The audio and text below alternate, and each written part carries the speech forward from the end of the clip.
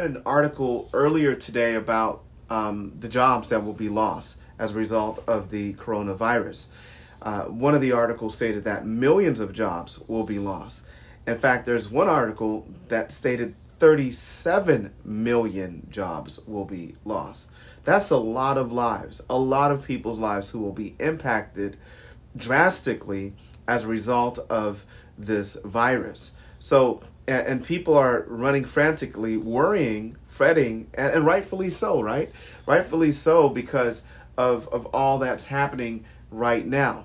So how do we effectively handle or deal with the crises that we face in our lives?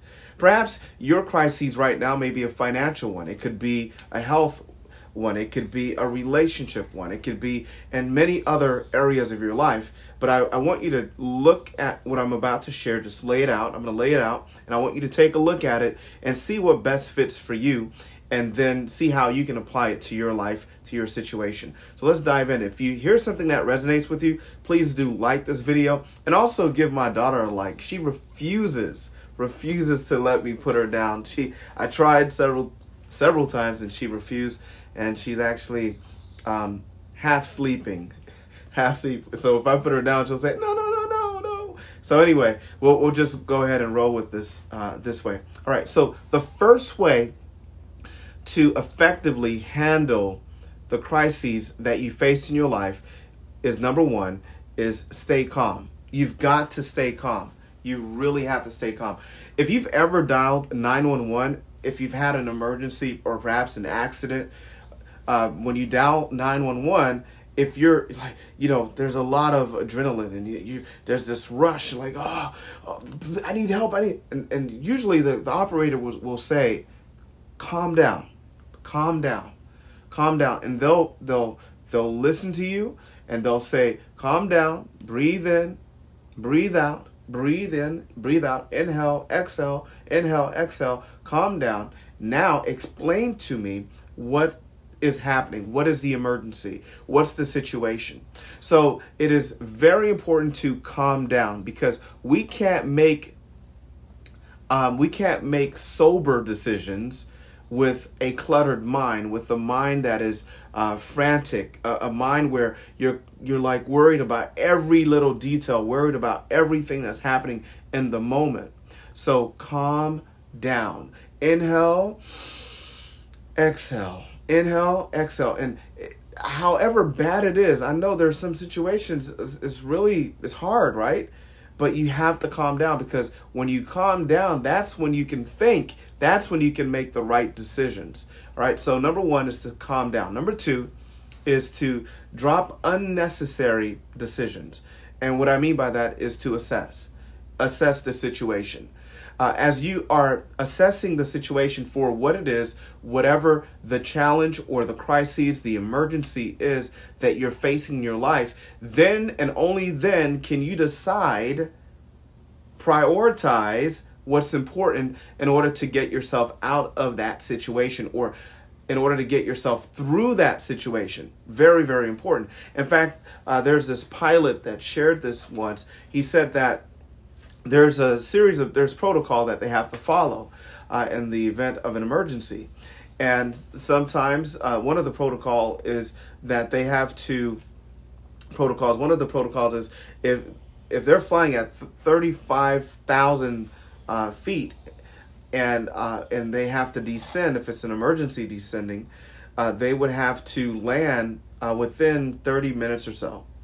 But there was this one time he had an issue, an emergency, where he had to land as quickly, as fast as possible. In fact, he landed the plane in some 3 minutes, 4 minutes, and he had to do it. He said that there was no other way that he could have done that. And when he mentioned this, he said that you've got to, in the face of an emergency, you have to assess the situation. And then you look at the decisions that you can make, and then drop any unnecessary decision and focus on the one key decision or 2 or 3 decisions that will help you through the process or through that crisis that you're facing. So it's very important to do that. Otherwise, if you don't, you can get yourself into a lot more trouble than you are in right now. So very important. Now let's go to number 3.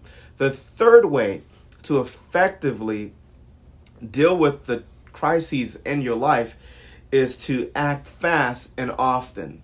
Act fast and often. So if there's a crisis, if there's a problem, if there is something that is happening right now, you want to stay calm. Number 2, you want to assess the situation, find out what it is that you're dealing with, and then you prioritize your decisions and you act fast on the first key thing. Act fast on the second step. Act fast on the third step, and act often, because that's the only way. That's the only way that you'll be able to get through it. That's the only way that you'll be able to get out of that situation. So you've got to act fast. Now, there are, as you can see, those who are watching this right now, the current events during the time of this live streaming video is that there's this coronavirus outbreak. And there are some countries, some nations that have jumped ahead and they acted fast. And then there are other countries, other nations that kind of lagged behind and waited till last minute. And because of their negligence and because of not acting fast and often, people have died. And God forbid, who else will die as a result of this virus? So we don't know. God knows. So it's very important to act fast and often. So when you know exactly what needs to be done in the face of a crisis, you then need to act fast, because every second, especially in the midst of a crisis, is like an hour. Every second is like an hour. So every second that you neglect to act, every second that you neglect to move, every second that you neglect to do what you need to do is like an hour. So don't waste any time. When you know exactly what to do, you do it, because it can save your life. It can save the life of your family. It can help you get out of a financial rut. It can help you in many other areas of your life. And then the last key step is resilient. You've got to be resilient.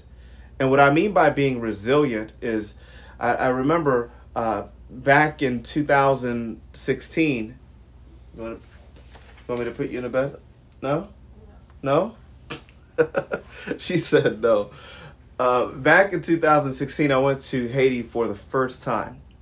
Actually, no, it was 2013. 2013. So 3 years after the flood, I went to Haiti after the earthquake. 3 years after the devastating earthquake that took place in Haiti.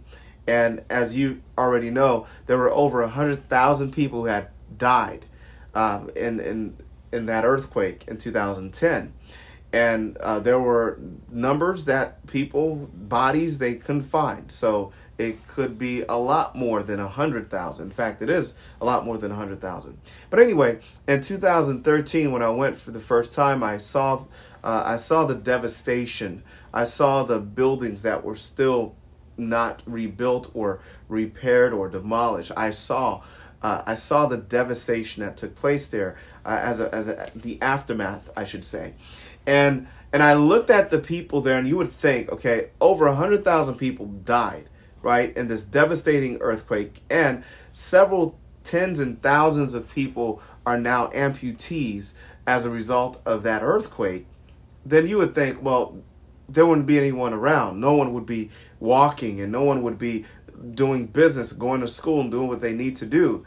And actually, it's the contrary. They are resilient. Like whatever life throws at you, you've got to be resilient. So whatever the crisis is, or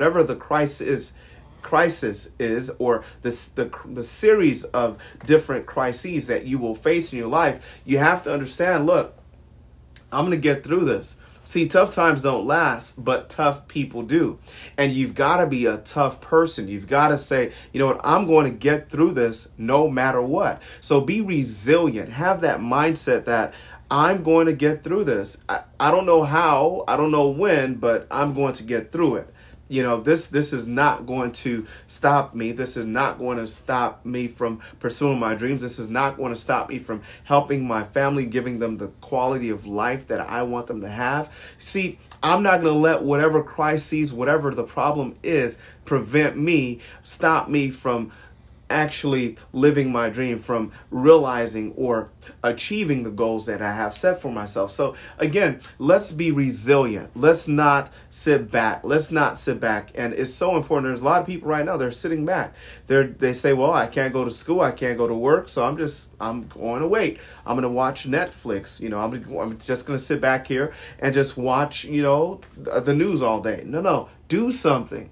Be resilient. Start planning. Start doing what you need to do right now to prepare you once you get through this crisis.